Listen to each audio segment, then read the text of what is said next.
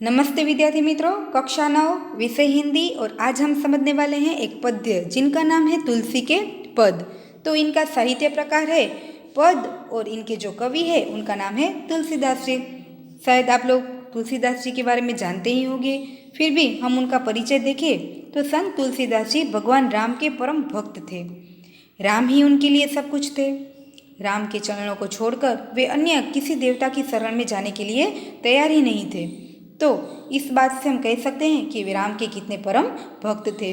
और उनके कई पदों में या तो उनकी कई रचनाओं में हम देखें तो राम भक्ति की महिमा ही हमें नजर आती है। उनके यहाँ दिए गए 2 पद हैं, उनमें भी उन्होंने राम की महिमा का महत्व समझाया है। तो काव्य की समझूती से पहले उनका थोड़ा और परिचय देखें तो भक्त चूड़ामणि लोकनायक गोस्वामी तुलसीदास जी हिंदी के शीर्ष कवि के रूप में ख्यात है, यानी कि श्रेष्ठ कवि के रूप में वे प्रसिद्ध हुए हैं। तो उनका जन्मस्थान जो है उनके बारे में थोड़ा विवादास्पद है, फिर भी कुछ लोगों के मत अनुसार उनका जन्मस्थान राजपुर जिला बांदा उत्तर प्रदेश में माना गया है। तो उनके पिता का नाम आत्माराम दुबे तथा माता का नाम हुलसी था। इस वाक्य को आप नोट कर लेंगे क्योंकि 1 मार्क्स के प्रश्न में हमें पूछा जाए तो उनका उत्तर आप लोग आसानी से लिख सकते हैं। उनके पिता का नाम आत्माराम दुबे तथा माता का नाम हुलसी था। तो बाल्यावस्था में आपको माता पिता का सुख प्राप्त नहीं हुआ है। कहा जाता है कि बचपन से ही उन्हें माता पिता का प्यार प्राप्त नहीं हुआ है। तो बाबा नरहरिदास ने उन्हें अपने पास रखा और बाबा नरहरिदास से ही वे क्या करते हैं, राम भक्ति की महिमा को समझते हैं।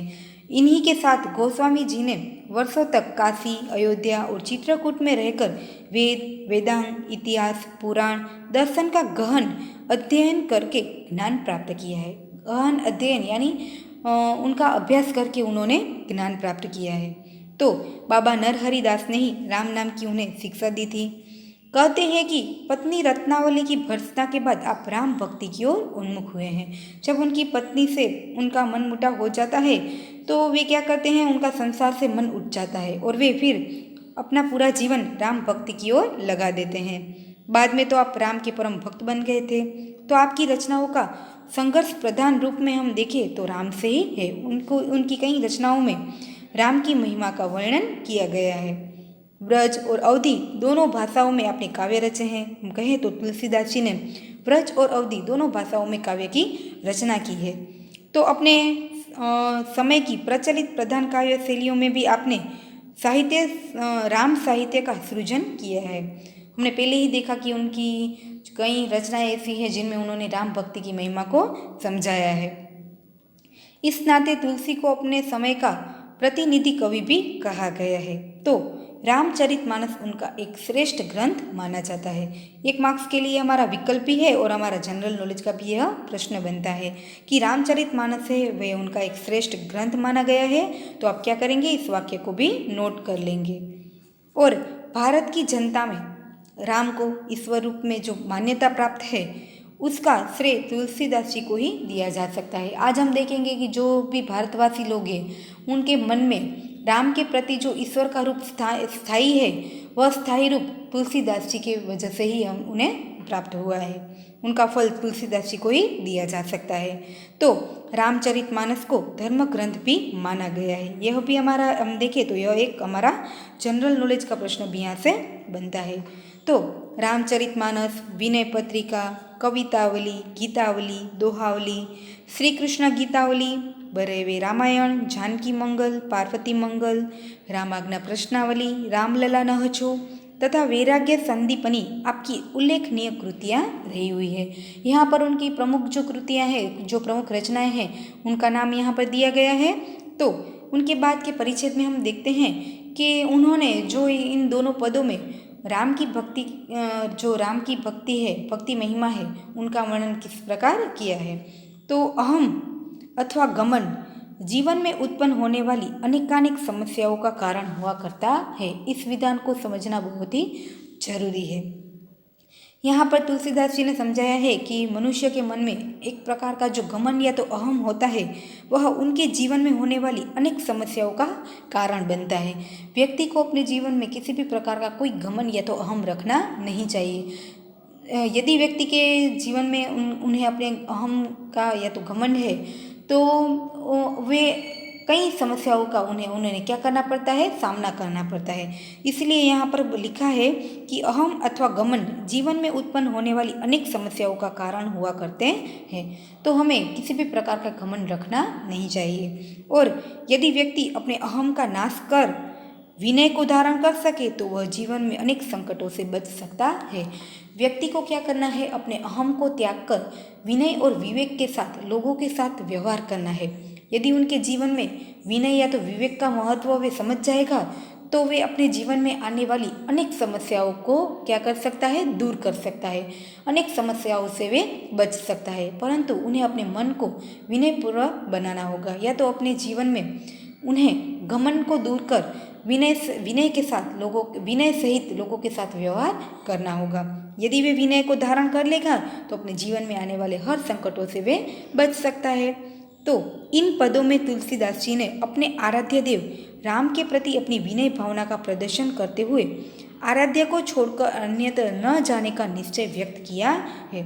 यदि हम देखें तो पूरे काव्य का एक सार यहाँ हम देखें तो उन्होंने क्या बताया है कि इन पदों में, 2 पदों में तुलसीदास जी ने अपने आराध्य देव यानी इष्ट देव राम के प्रति अपनी विनय भावना को व्यक्त किया है और आराध्य देव को छोड़कर अन्यत्र न जाने का उन्होंने निर्णय भी कर लिया है। वे कहते हैं कि मुझे परम श्रेष्ठ भगवान राम जो मिल गए हैं तो मुझे अन्य कोई देवी देवताओं के चरणों में जाने की जरूरत नहीं है, क्योंकि भगवान श्री राम उनके लिए सब कुछ है। वे उनके चरणों को छोड़कर कहीं और जाना भी नहीं चाहते हैं और उन्होंने अपना पूरा जीवन विनय के साथ प्रभु के चरणों में अर्पण कर दिया है। एक भक्त की यही विनय भावना यदि आज के व्यक्ति अपने जीवन में उतार सके तो अनेक संघर्षों की धूप में झुलसते हुए संसार के प्राणों को एक नई चेतना मिल सकती है। और उन्होंने कहा है कि यदि कोई भी व्यक्ति अपने प्रभु के प्रति विनय के साथ अपना समर्पण यदि कर देता है तो वे अपने आने वाले जीवन में संघर्षों को दूर करके एक नई चेतना का अनुभव कर सकता है, यानी कि नई एक स्फूर्ति युक्त जीवन का अनुभव वे अपने जीवन में कर सकता है। और उन्होंने घमंड को त्याग कर विनय को धारण करने का यहाँ पर महत्व भी समझाया है। और वे कहते हैं कि उन्हें प्रभु श्री राम के चरणों को छोड़कर अन्य कहीं भी जाना नहीं है। उन्होंने अपना पूरा जीवन भगवान श्री राम के चरणों में समर्पित कर दिया है। तो बच्चों, यहाँ पर हमने देखा कि दोनों पद में जो संत तुलसीदास जी है वे हमें किस बात को समझाना चाहते हैं। और एक बात हम कहें तो पहले पद में वे राम के चरणों में अपना समर्पण भाव और उनके प्रति अपनी अटूट निष्ठा प्रकट करते हैं। तो उनके दूसरे पद में हम देखें तो उन्होंने राम के प्रति अपने अनेक संबंध बताकर उनके चरणों की शरण पाने की याचना या तो इच्छा प्रकट की है। यहाँ पर उनके 2 पद दिए गए हैं जिनका आज हम क्या करने वाले हैं, अभ्यास करेंगे। यहाँ आप देखेंगे तो कुछ कठिन शब्द भी आपको लगेंगे, उनको भी पहचानेंगे और इनका जो भावार्थ है उनको भी हम समझते हैं। तो सबसे पहले हम बात करने वाले हैं, यहाँ पर आपके पाठ्यपुस्तक में भी आप देख सकते हैं, यहाँ पर कुछ शब्द दिए गए हैं। सबसे पहले हम उनकी माहिती देखेंगे क्योंकि उनके आधार पर आपको इस पद को समझना बहुत ही सरल बन जाएगा। आप यहाँ देख सकते हैं कुछ नाम लिखे हुए हैं, खग यानी पक्षी, मृग यानी हिरण, ब्याग, पसान यानी जो पत्थर होता है वे, बीटक, वृक्ष, जड़, जवन, कवन, सूर, तारे। तो यहाँ पर सबसे पहले हम उनका परिचय देख लेते हैं, फिर हम क्या करेंगे, पद की समझूती देखेंगे। तो आपकी पाठ्य पुस्तक में ही यहाँ पर उनके लिए विशेष समझ दी गई है। यहाँ आप पढ़ सकते हैं खग। खग है वह जटायु, रामायण का एक प्रसिद्ध गीत माना जाता है। आप लोग शायद उनके बारे में जानते ही होंगे। जटायु रामायण का एक प्रसिद्ध गीत माना जाता है। वह सूर्य के सारथी अरुण का पुत्र था और सीता हरण के समय इसने रावण के साथ युद्ध किया था और वह घायल हो चुका था, परंतु राम का सीता हरण का समाचार देने के बाद उन्होंने अपने प्राण छोड़े थे। कहा जाता है कि राम ने ही उनके जीवन का उद्धार किया था। उनके बाद है मृग। मृग यानी हिरण, मारीच, एक राक्षस जो ताड़का राक्षसी का पुत्र तथा रावण का अनुचर था और वह श्रवण मृग के रूप में राम द्वारा मारा गया है और उनके जीवन का उद्धार होता है। उनके बाद है व्यास। वाल्मीकि पहले हिंसा वृत्ति से अपना जीवन यापन करते थे, परंतु बाद में सनकादि ऋषियों के उपदेश से जीव हिंसा को छोड़कर तपस्या में लगे और फिर वे महर्षि वाल्मीकि कहलाए। उन्होंने क्या किया है, रामायण की रचना की हुई है। यह हमारे लिए 1 मार्क्स का जनरल नॉलेज का भी प्रश्न है और 1 मार्क्स का विकल्प भी है। उनके बाद हम देखें तो पाषाण, अहल्या। अहल्या का नाम शायद आप सभी लोग जानते होंगे। अहल्या महर्षि गौतम की पत्नी थी और शापवश वह पत्थर बन गई थी। तो यहाँ पर हम देखें कि गौतम ऋषि ने उन्हें श्राप दिया था और राम ने उनका क्या किया था, उद्धार किया था। राम के चरणों के स्पर्श से इसका उद्धार हुआ है और हम कहें तो राम ने ही उनके जीवन का उद्धार किया था। उनके बाद नाम आता है बीटप, यानी कि यमलार्जुन। कुबेर के पुत्र नल कुबेर और मणिग्रीव नारद के शापवश गोकुल में 2 अर्जुन वृक्षों के रूप में उत्पन्न हुए थे और किसी अपराध पर जब यशोदा ने कृष्ण को इन पेड़ों से बांधा तो वे गिर पड़े और उनका उद्धार हो गया था। और यदि आप चाहे तो इन सभी का परिचय आप इंटरनेट के माध्यम से और भी प्राप्त कर सकते हैं, परंतु यहाँ हम कहें कि तुलसीदास जी ने इन लोगों का नाम यहाँ क्यों लिया है या तो इन लोगों का उल्लेख यहाँ पर पद में क्यों किया है, तो ये सभी ऐसे व्यक्ति हैं जिनके जीवन में उनके पाप से मुक्ति श्री राम जी ने दिलवाई है या तो उनके जीवन का उद्धार भगवान श्री राम जी ने किया है। इन सब की मदद राम भगवान जी ने की है। तो यहाँ पर भगवान श्री राम की महिमा दर्शाने के लिए यहाँ हम कहें तो इन सभी का यहाँ उल्लेख किया गया है, जिनके पाप से भगवान राम ने उनको मुक्ति दिलाई है। तो अब इन सभी का परिचय हमने देखा, आप अपनी पाठ्य पुस्तक में है उनको भी पढ़ सकते हैं। और अब हम पद के बारे में समझुती प्राप्त करते हैं।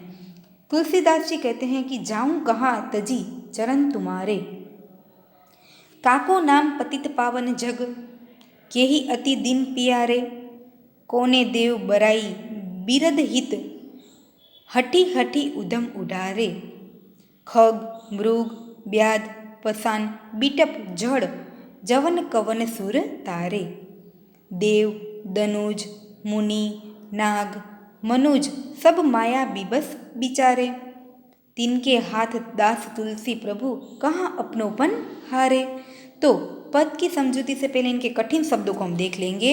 आप अपनी पाठ्य पुस्तक में चाहे तो इन कठिन शब्दों को लिख सकते हैं और यदि आप लिखेंगे तो आपको इनका जो सार है वो समझने में आसानी भी हो सकती है।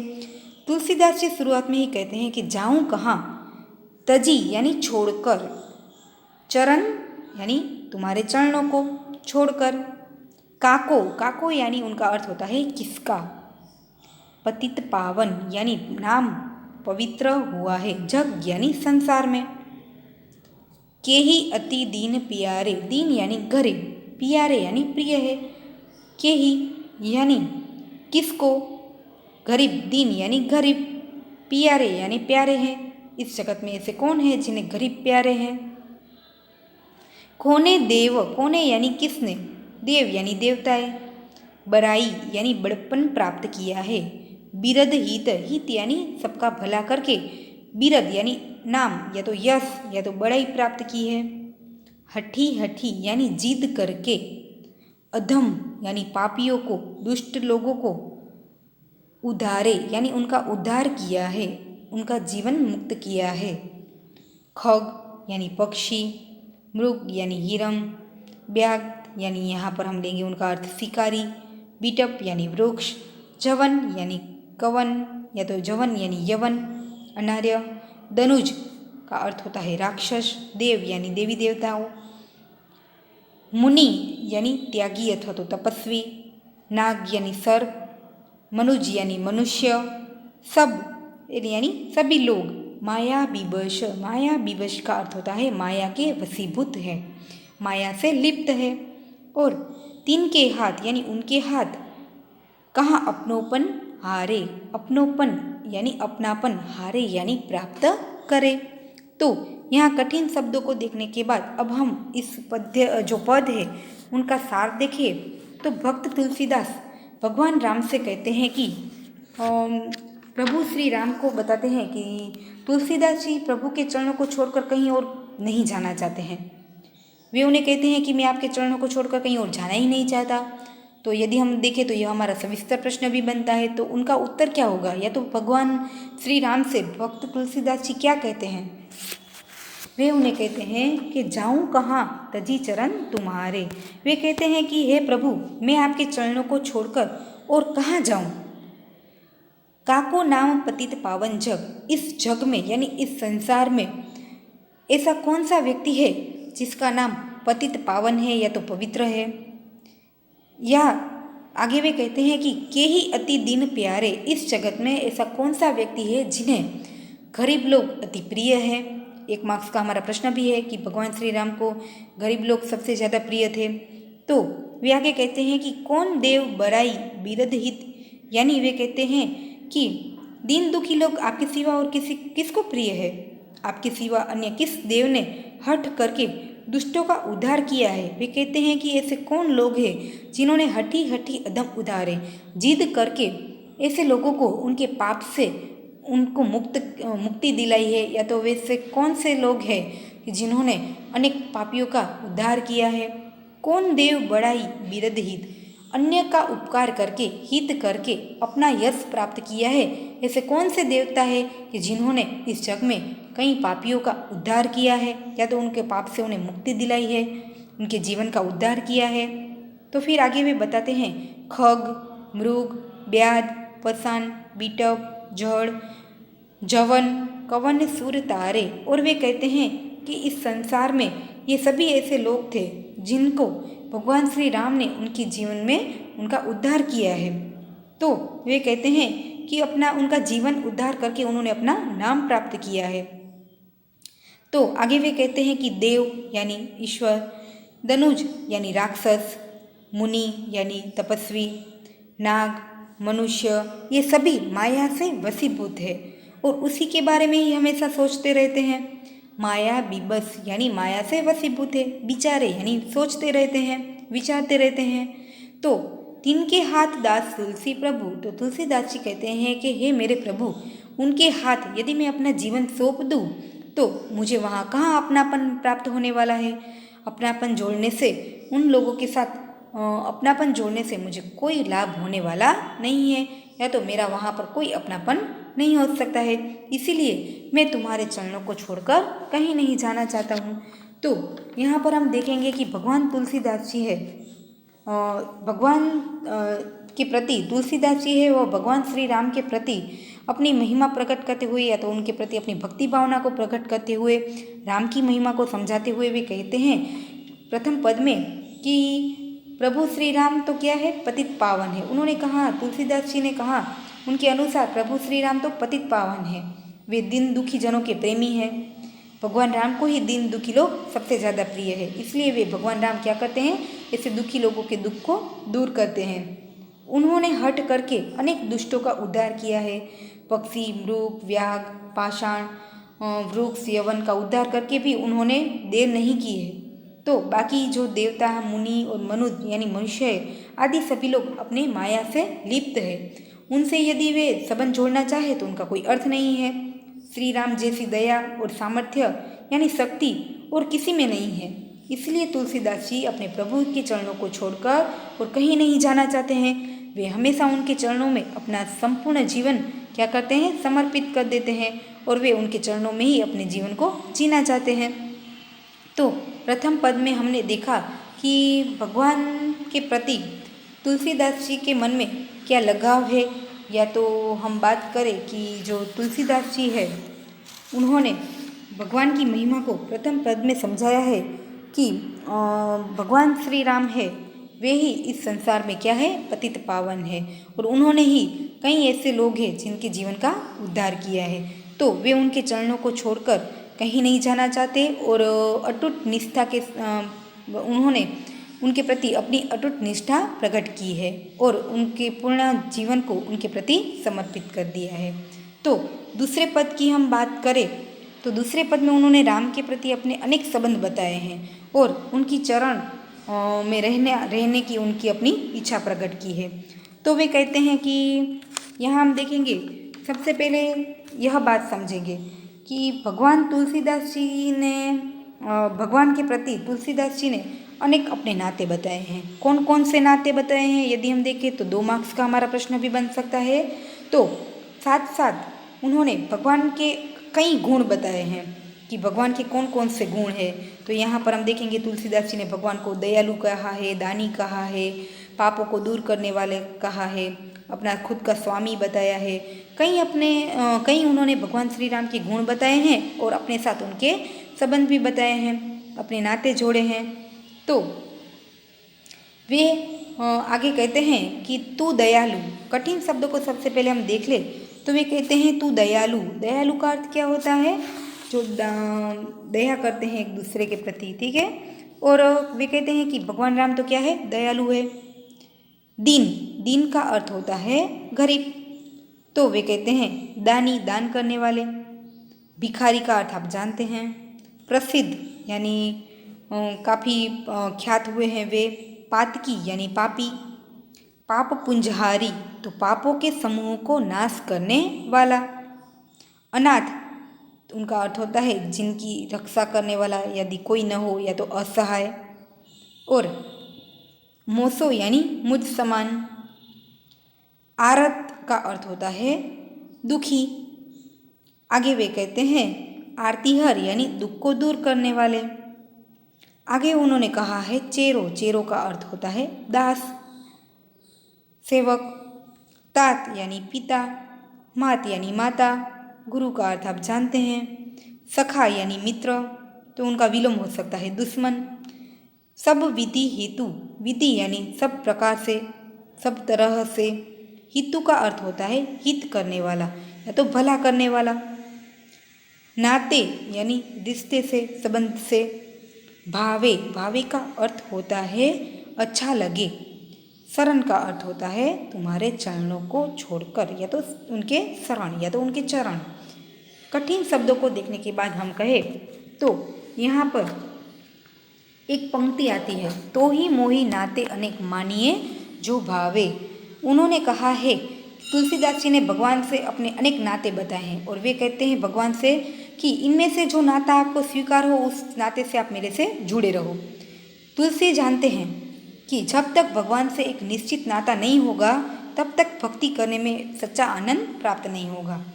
एक नाता जुड़ जाने से ही भक्ति में क्या होती है? गहराई आती है। तो उससे भगवान को एक निश्चित संबोधन से पुकारने में भी सरलता होती है और अपनत्व बढ़ाने में मदद भी मिलती है। अपनत्व का एक भाव नजर आता है। इसलिए तुलसीदास जी भगवान से प्रार्थना करते हैं कि वे उनसे कोई न कोई एक निश्चित नाता बनाकर उन्हें अपना ले, या तो वे भगवान श्री राम तुलसीदास जी के साथ कोई न कोई नाते से जोड़ जाए। यदि एक प्रकार से उनका नाता जुड़ जाएगा तो उनकी भक्ति करने का उन्हें अलग ही आनंद प्राप्त होगा और एक प्रकार के उनके संबंध में क्या हो जाएगी? गहराई अधिक हो जाएगी। इसलिए वे कहते हैं कि तू ही मोही नाते अनेक मानिए जो भावे। तुलसीदास जी ने भगवान श्री राम को ही कहा है कि आपको मेरे साथ जिस नाते से जुड़ना है आप मेरे साथ जुड़ जाइए। और इस बात को समझाते हुए वे क्या करते हैं? उनके अनेक गुण बताते हैं। उन्होंने कहा कि हे प्रभु तू दयालु, यानी आप तो दयालु है। दीनहा यानी कि मैं दीन हूँ, या तो अर्थात दया का पात्र हूँ। यदि आप दयालु है तो मैं दया प्राप्त करने वाला, दया का पात्र व्यक्ति हूँ। आप दानी है तो मैं भिखारी हूँ। उन्होंने क्या कहा कि यदि आप दानी हैं, दान करने वाले व्यक्ति है, तो मुझसा इस दुनिया में भिखारी कोई नहीं है। यदि मैं प्रसिद्ध पापी हूँ, पातकी का अर्थ आपने सुना, पापी। यदि वे कहते हैं कि मैं प्रसिद्ध पापी हूँ तो मेरे पाप को दूर करने वाले आप जैसा कोई पाप पुंजहारी नहीं है, यानी पापों को नष्ट करने वाला आप के सिवाय दूसरा कोई नहीं है। नाथ तू, नाथ यानी आप तो क्या है? अनाथों के नाथ है। नाथ यानी स्वामी है। अनाथ कौन मोसो? उन्होंने कहा कि इस दुनिया में आप तो अनाथ लोग की क्या है? स्वामी है, उनको संभालने वाले, उनके सहायक है। तो इस दुनिया में मुझ जैसा कोई अनाथ नहीं है। मोसो यानी मुझसा कोई अनाथ नहीं है। मोह समान आरत नहीं, इस दुनिया में मेरे जैसा कोई दुखी नहीं है। और मैं जानता हूँ कि आरती हर तोसो यानी आपके समान इन दुखों को दूर करने वाला और कोई नहीं है। इसलिए वे कहते हैं कि मेरे जैसा कोई दुखी नहीं है और आप जैसा कोई दुख दूर करने वाला और नहीं है। ब्रह्म तुम, आप तो क्या है? हे प्रभु आप तो ब्रह्म है। हो जीव, हम सब क्या है? आपके जीव है। आप तो ब्रह्म है, ईश्वर है और हम जीव है। आप ठाकुर तो हम चेरो। वे क्या कहते हैं, आप स्वामी हैं तो हम क्या है, आपके सेवक हैं। आप मेरे पिता, माता, गुरु, मित्र और सब तरह से मेरे क्या है, हितु है, यानी हितैषी है, मेरी भलाई करने वाले हैं, मेरा हित इच्छने वाले हैं। आप मेरे माता, मेरे पिता, गुरु, सखा यानी मित्र और सब तरह से मेरा ही हित इच्छने वाले हैं। तो ही मोही नाते अनेक मानिए जो भावे। आप और मेरे बीच अनेक रिश्ते हैं, इनमें से जो रिश्ता आपको पसंद हो वो मुझसे आप जोड़ सकते हैं। तुलसीदास जी कहते हैं कि हे कृपालु, मैं तो किसी तरह के आपके चरणों को क्या करना चाहता हूँ, प्राप्त करना चाहता हूँ, यानी मैं अपना पूरा जीवन आपके शरण में बिताना चाहता हूँ। इसलिए आप मेरे साथ जो नाते से जोड़ना चाहते हैं, जिस रिश्ते से जोड़ना चाहते हैं, उस रिश्ते से आप जुड़ सकते हैं। वे कहते हैं कि ज्यों त्यों तुलसी कृपालु चरण शरण पावे। इस तुलसीदास जी को आपके चरणों के अलावा कुछ नहीं चाहिए और आपको जो भी नाता पसंद है, एक नाते से आप मेरे साथ जुड़ जाइए, इसलिए ताकि वे अच्छी तरह से उनकी भक्ति भावना कर सके, उनकी प्रभु के प्रति जो भक्ति भावना है वे अधिक और गहरी हो उठे। तो यहाँ हमने देखा कि भक्त तुलसीदास जी ने अपने प्रभु श्री राम के प्रति एक निश्चित नाते से जुड़ने की अपनी इच्छा प्रकट की है और इस इच्छा प्रकट करते करते उन्होंने भगवान श्री राम के अनेक गुण को बताया है और उन्होंने कहा कि भगवान तुलसीदास जी तो क्या है, दयालु है, वह दानवीर है और अपने आप को वे क्या कहते हैं, गरीब बताते हैं। तो यदि हम चाहे तो यहाँ हमें 2 मार्क्स का एक प्रश्न और भी होता है कि भगवान से तुलसीदास के कौन कौन से नाते हैं। तो हमने देखा पद के माध्यम से कि तुलसीदास किसी न किसी प्रकार से भगवान की शरण में रहना चाहते हैं, इसलिए वे उनसे दयालु और दया पात्र, दाता और भिक्षुक, पतित पावन और पापी, अनाथों के नाथ और अनाथ का संबंध बताते हैं। तो इसके अतिरिक्त वे उन्हें अपने माता पिता, गुरु और मित्र के रूप में भी देखते हैं। इस प्रकार तुलसीदास ने भगवान के अनेक नाते बताए हैं, अपने अनेक नाते बताए हैं। तो विद्यार्थी मित्रों, हमने 2 पद के माध्यम से देखा कि भगवान श्री राम है, उनकी क्या महिमा है, या तो तुलसीदास जी ने अपने इष्ट देव, आराध्य देव भगवान श्री राम के प्रति उनकी जो भक्ति भावना है वे किस प्रकार प्रकट होती है। दोनों पदों के माध्यम से हमने देखा है, उनकी समझूती प्राप्त की है और हम देखेंगे तो ये उनके दोनों पद विनय पत्रिका से लिए गए हैं। यदि हम 1 मार्क्स के प्रश्न में पूछा जाए तो आप क्या करेंगे, इनको भी नोट कर लेंगे। उनके दोनों पद है वह विनय पत्रिका से लिए गए हैं। पूरे जो 2 पद है उनका हमने साथ देखा है, उनका अभ्यास किया है।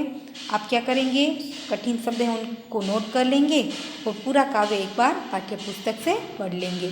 इनके जो प्रश्न के उत्तर है वे हम हमारी नोटबुक में लिखेंगे। नमस्ते, थैंक यू।